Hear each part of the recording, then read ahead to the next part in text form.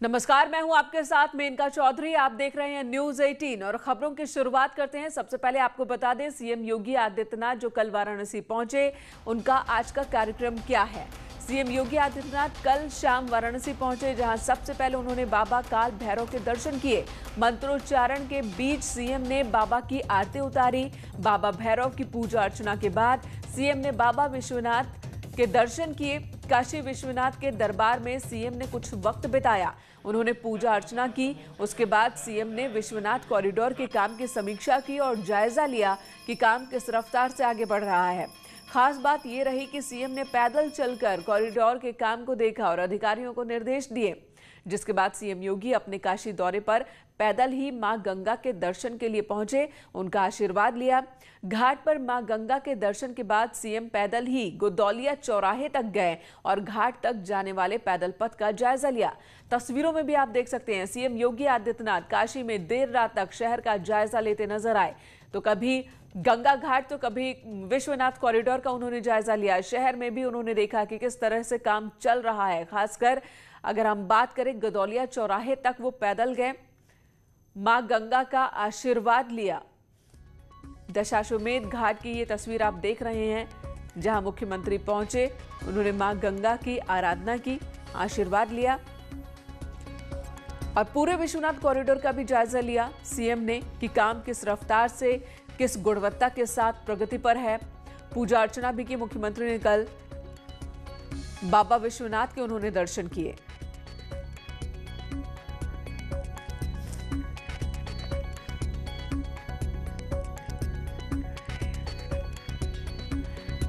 वाराणसी में सीएम योगी के दौरे की पल पल की अपडेट हमारे सहयोगी उपेंद्र द्विवेदी देते रहे हैं। उस वक्त की रिपोर्ट देखिए जब सीएम पाथवे का जायजा ले रहे थे। योगी आदित्यनाथ वाराणसी में चल रहे विकास कार्यों का देर रात अब स्थलीय निरीक्षण के लिए निकले हैं। यह हम आपको तस्वीर दिखा रहे हैं, जिसमें खुद सीएम योगी आदित्यनाथ जो है, ये पाथवे है जो गोदौलिया से गंगा घाट के लिए बनाया गया है यहाँ पर। और ये देखिए, सीएम योगी आदित्यनाथ निरीक्षण कर रहे हैं और फिलहाल अब सीएम योगी आदित्यनाथ जो है यहाँ से, अब आप देखिए तस्वीरें कि सीएम योगी आदित्यनाथ यहाँ से जो है निकल रहे हैं और यहाँ से सीएम योगी आदित्यनाथ पूरे पाथवे का निरीक्षण करने के लिए जा रहे हैं। तो यहाँ से जो है ये पूरा पाथवे बनाया गया है बाबा विश्वनाथ और गंगा घाट को जोड़ते हुए, और ये गोदौलिया चौराहे से बनाया गया है श्रद्धालुओं को ध्यान में रखते हुए, ताकि श्रद्धालुओं को किसी तरीके की दिक्कत ना हो। तो फिलहाल जो है ये पाथवे का सीएम योगी आदित्यनाथ निरीक्षण कर रहे हैं और इस निरीक्षण के साथ ही जो है सीएम योगी आदित्यनाथ जो है इसको देख रहे हैं कि कब से बना है, कब बना है, कितनी इसकी लागत है और इसको किन रास्तों से ये पाथवे जोड़ता है। तो फिलहाल सीएम योगी आदित्यनाथ यहाँ पर निरीक्षण कर रहे हैं। उनके साथ खुद सरकार के धर्मार्थ कार्य मंत्री नीलकंठ तिवारी हैं और साथ ही साथ स्टाम्प मंत्री रविंद्र जायसवाल भी हैं। तो यहाँ पर ये पूरे पाथवे का निरीक्षण हो रहा है। ये एक स्पेशल कॉरिडोर बनाया गया है जो गोदौलिया चौराहे से गंगा घाट के लिए जो है जोड़ता है, और ये गंगा घाट से और ये पूरा जो पाथवे है वो गोदौलिया, इस बीच में विश्वनाथ मंदिर का एक वो वाला द्वार भी पड़ता है जो बाबा विश्वनाथ के लिए जाता है और जिसे कहते हैं कि वो सबसे प्राचीन द्वार है। तो पैदल पथ का उन्होंने जायजा लिया, वो पैदल पथ जो कि गोदौलिया घाट को जोड़ता है, गोदौलिया चौराहे को जोड़ता है गंगा घाट से। और उसके बाद सीएम ने बाढ़ का भी जायजा लिया कि किस तरह से कई इलाकों में बाढ़ के हालात बने हुए हैं। सीएम योगी आदित्यनाथ घाट से नीचे उतरते हुए और यहाँ पर जो है वो बाढ़ का निरीक्षण करेंगे सीएम योगी आदित्यनाथ और यहाँ से बाढ़ को देखेंगे। चूँकि जिस दशाश्वमेध घाट पर सीएम योगी आदित्यनाथ आए हैं वहाँ पे जो है लगभग आधा, जिसे कह सकते हैं कि प्लेटफॉर्म है, वो डूब गया है। और फिलहाल अब सीएम योगी आदित्यनाथ गंगा को आचमन करते हुए और गंगा को आचमन करने के साथ उन्होंने गंगा को प्रणाम किया, गंगा को नमस्कार किया। अब गंगा के बढ़े हुए जलस्तर को देख रहे हैं और बाढ़ को लेकर अब तक क्या तैयारी है वो जो है कमिश्नर दीपक अग्रवाल से वो बाढ़ के बाबत जो है जानकारी ले रहे हैं, इनपुट ले रहे हैं और जो है यहाँ से वो उन्होंने जो है बाढ़ की जानकारी ली। पाथवे और बाढ़ का निरीक्षण करने के बाद सीएम योगी आदित्यनाथ अब यहाँ से जो है रवाना हो गए हैं। और आज जो उनका निरीक्षण था, देर रात का जो स्थलीय निरीक्षण था, वो लगभग पूरा हो गया है। सबसे पहले सीएम योगी आदित्यनाथ ने बीएचयू में समीक्षा बैठक की और उसके बाद फिर जो है सर्किट हाउस में अधिकारियों के साथ विकास कार्यों और कानून व्यवस्था की समीक्षा की। उसके बाद देर रात स्थलीय निरीक्षण के लिए निकले और उसके बाद सीएम योगी आदित्यनाथ ने जो है पाथवे और गंगा घाट का निरीक्षण किया। वहाँ पे जो है गंगा का आचमन करके गंगा के बढ़ाव को देखा और उस संबंध में, बाढ़ के संबंध में क्या तैयारियां की गई इसका अधिकारियों से इनपुट लिया। कैमरा पर्सन पंकज सिन्हा के साथ उपेंद्र द्विवेदी, न्यूज़ 18 वाराणसी। और सीएम आज वाराणसी में बाढ़ प्रभावित इलाकों का हवाई सर्वे कर सकते हैं और साथ ही समीक्षा मीटिंग भी है। मुख्यमंत्री बाढ़ प्रभावित इलाकों का जायजा लेंगे कि वहां पर हालात कितने खराब हैं, किस तरह का काम प्रशासन की ओर से किया जा रहा है। और उसके बाद वाराणसी से गोरखपुर जाएंगे मुख्यमंत्री।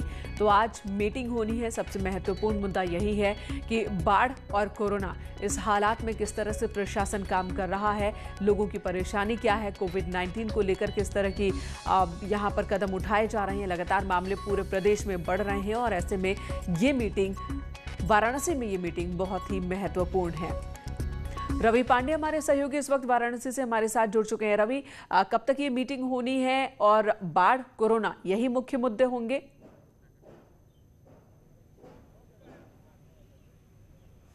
जी बिल्कुल, देखिए इस बार सीएम का जो वाराणसी दौरा रहा उसमें सीएम योगी पूरी तरीके से एक्शन मूड में दिख रहे हैं। आप पिछली रात उन्होंने लगभग 3 किलोमीटर तक वो पैदल चल करके गंगा पाथवे और विश्वनाथ कॉरिडोर का निरीक्षण किए। तो वहीं बीएचयू में लंबी एक मैराथन बैठक किया और कोविड को लेकर के वो पूरी बैठक थी, जिसमें बीएचयू को निर्देश दिया गया कि जो L3 के जो मरीज हैं उनके ऊपर ज़्यादा ध्यान दिया जाए। तो वहीं जो प्राइवेट हॉस्पिटल्स हैं उनमें जो चार्ज हैं, जो पैसे लिए जा रहे हैं, उसको कम से कम लिया जाए, इसकी जाँच की जाए। यदि अगर कोई मरीजों को लूट रहा है, उनके परिजनों को लूट रहा है, तो उस पर कार्रवाई भी की जाए। तो पूरी तरीके से एक्शन मूड में सीएम योगी दिखे। और वही आज सुबह की अगर मैं बात करूं तो सुबह 7 बजे से वाराणसी के सर्किट हाउस में बैठक शुरू हो चुकी है, जिसमें एक बार फिर से कोविड और बाढ़ को लेकर के बातें चल रही हैं, चर्चा चल रही है। सीएम जो विकास कार्यों के साथ साथ बाढ़ में जो सहायता है, जो चीज़ें हैं, वो कैसे लोगों तक मुहैया होगी यदि पानी और बढ़ता है, यदि बाढ़ का जो चीज़ें वो और ज़्यादा भयानक होती हैं, तो सुविधाएं जो है वो कितनी जल्दी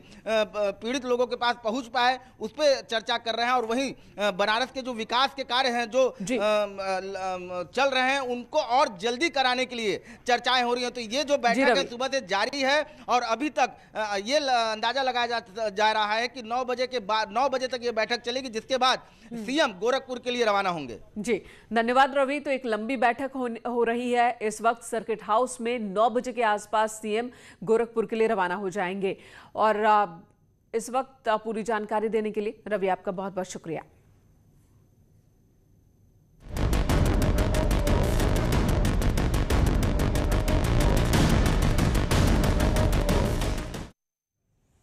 और आखिर एक बेटी ने अपनी मां को क्यों मारा? भाई ने ऐसा क्या किया था कि उसके सिर में गोली मार दी? लखनऊ डबल मर्डर के खुलासे के बाद जो कहानी सामने आई है वो हर माता पिता को हैरान करने वाली है। लोगों को लगता है कि वो अपने बच्चों का ख्याल सबसे अच्छे तरीके से रखते हैं, लेकिन रेल मंत्रालय में एग्जीक्यूटिव डायरेक्टर RD वाजपेयी की नाबालिग बेटी ने जो किया, जिस वजह से किया, वो चिंता का सबब है।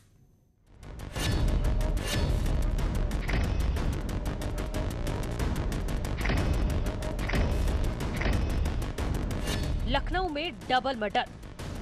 अंदर क्या हुआ, किस बात को लेके कुछ कहा सुनी हुई, या कौन इस घर के अंदर ऐसा आदमी दाखिल हुआ जिसको आने दिया गया और उसने इस वारदात को अंजाम दिया। जब हत्या की खबर आई तो यही सवाल उठ रहे थे। बेटे और मां को गोली मारी गई थी। पुलिस को भी समझ नहीं आया कि आखिर सीएम आवास के पास किसने ये कत्ल किया, लेकिन कुछ घंटों में ही स्थिति साफ होने लगी थी।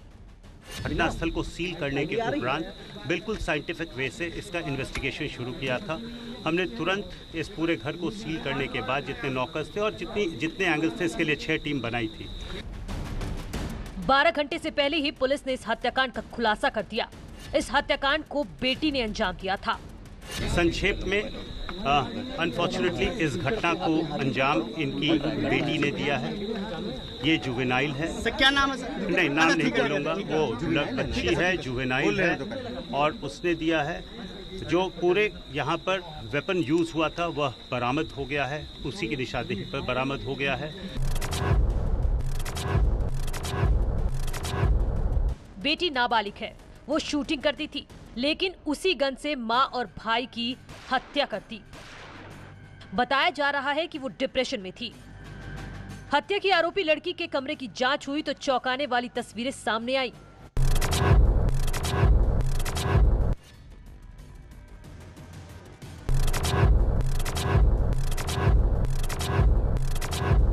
कमरे में एक ह्यूमन स्कल यानी मानव की खोपड़ी की तस्वीर थी। मेज पर एक खोपड़ी और भूत जैसा सोपीस रखा हुआ था, जिसकी तस्वीरें आप देख रहे हैं। बाथरूम में लगे शीशे पर लिखा था डिस्क्वालिफाइड ह्यूमन और उस पर गोली चलने का भी निशान था, यानी वो अपने बाथरूम में डिस्क्वालिफाइड ह्यूमन का इमोजी बनाकर उस पर गोली मारती थी। बेटी के कमरे की दीवारों पर कुछ स्माइली बनी हुई थी, जिनसे आंसू टपक रहे थे। बाथरूम के एक शीशे पे इसने एक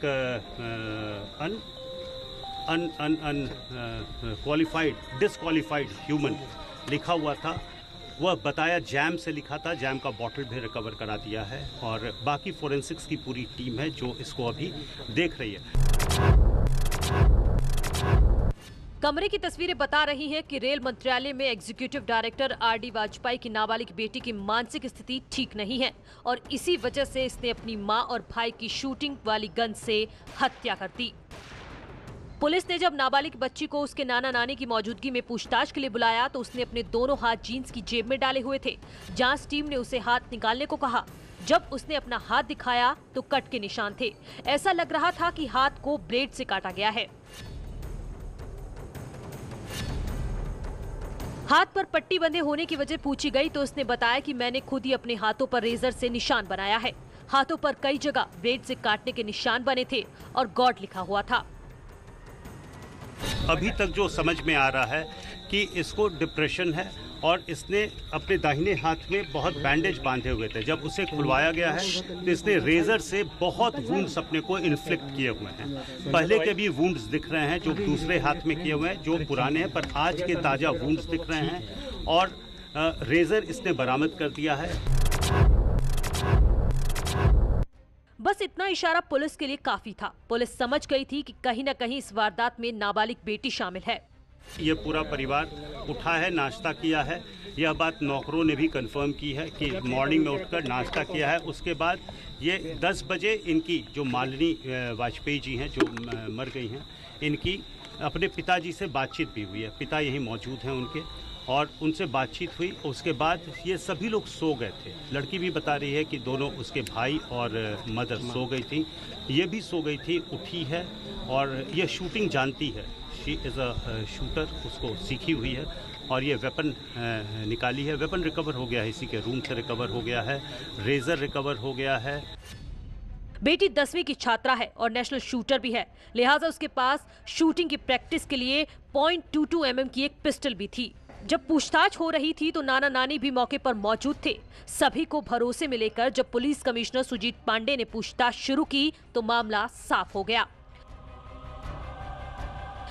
नाबालिग बालिका ने बताया कि उसने ही अपनी मां और भाई की गोली मारकर हत्या की है। असलहे में 8 गोलियां थीं, जिनमें से 2 हत्या में इस्तेमाल की गईं और एक बाथरूम के शीशे पर चलाई गई थी। इसने यह भी बताया कि वेपन में 5 पैलेट्स डाले थे, 3 यूज हुए हैं। एक चूँकि इसने शीशे में जहां लिखा है डिस्क्वालिफाइड ह्यूमन, वहां एक शॉट भी फायर किया है। वो अभी पैलेट हमें रिकवर हो गया है बाथरूम से और अभी तक की जानकारी इतनी है। पुलिस कमिश्नर सुजीत पांडे के सामने ही नाबालिग लड़की ने अपना जुर्म कबूल कर लिया है और इस तरह से इस हाई प्रोफाइल हत्याकांड का खुलासा हो गया। न्यूज़ 18 के लिए लखनऊ से ऋषभ मणि त्रिपाठी की रिपोर्ट। तो हर किसी को हैरान कर देने वाली ये खबर। एक ब्रेक के लिए रुकेंगे, तुरंत लौटते हैं, आप बने रहे हमारे। और अब खबर लखीमपुर खीरी से, जहां पर हिंदू युवा वाहिनी के ब्लॉक प्रमुख पलायन को मजबूर हो रहे हैं। उन्होंने अपने घर पर मकान बिकाऊ है के पोस्टर लगा दिए। पूरे मामले में सीएम ऑफिस ने संज्ञान लिया। पूरा मामला तेज आवाज में लाउडस्पीकर बजाने को लेकर है। लखीमपुर खीरी में एक समुदाय विशेष के लोगों की दबंगई के चलते दूसरे समुदाय के परिवार को पलायन के लिए मजबूर होना पड़ रहा है। पूरा मामला तेज आवाज में लाउडस्पीकर बजाने को लेकर है। तेज आवाज की शिकायत करने पर एक समुदाय के सैकड़ों लोग पहुंचे और दूसरे समुदाय के परिवार के घर में घुसकर मारपीट की और तोड़फोड़ की। दहशत के चलते युवक ने परिवार के साथ पलायन कर दिया है। साथ ही अपने मकान पर बिक्री के पोस्टर भी लगा दिए हैं।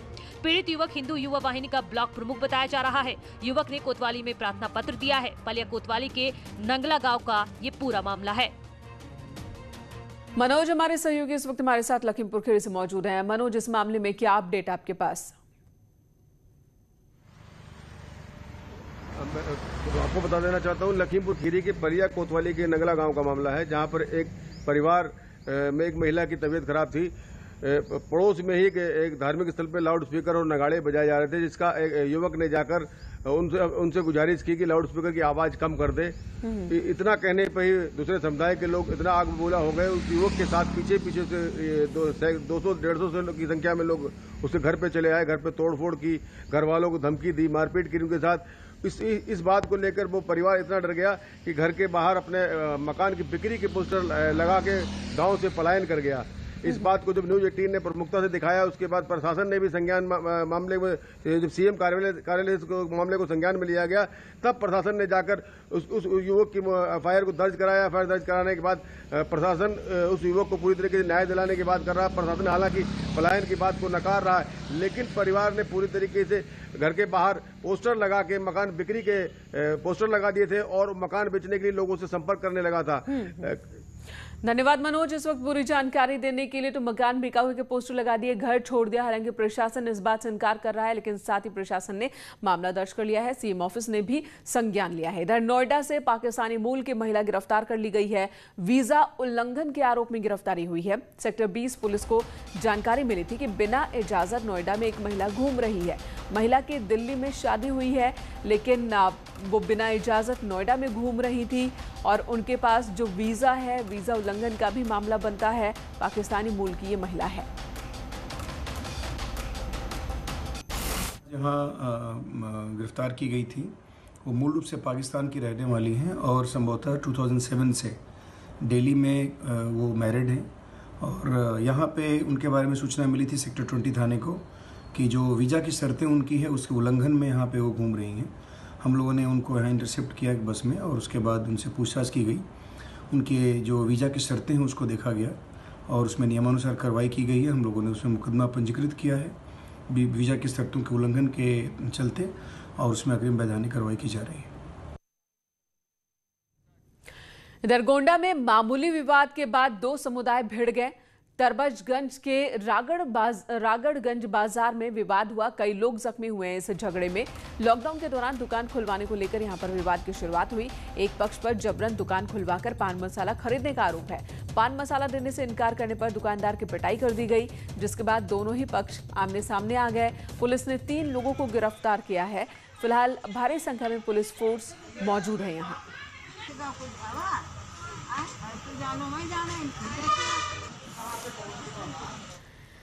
द रिलायंस इंडस्ट्रीज की subsidiary company Reliance retail ventures limited ने फ्यूचर ग्रुप के रिटेल होलसेल बिजनेस, लॉजिस्टिक्स और वेयरहाउस बिजनेस के अधिग्रहण का ऐलान किया है। रिलायंस रिटेल और फ्यूचर ग्रुप के बीच ये डील 24,713 करोड़ रुपए में हुई है। दोनों कंपनियों के बीच ये डील एक खास स्कीम के तहत हुई, जिसमें फ्यूचर ग्रुप भविष्य में बिजनेस करने वाली कुछ कंपनियों को फ्यूचर एंटरप्राइज लिमिटेड में विलय कर रहा है।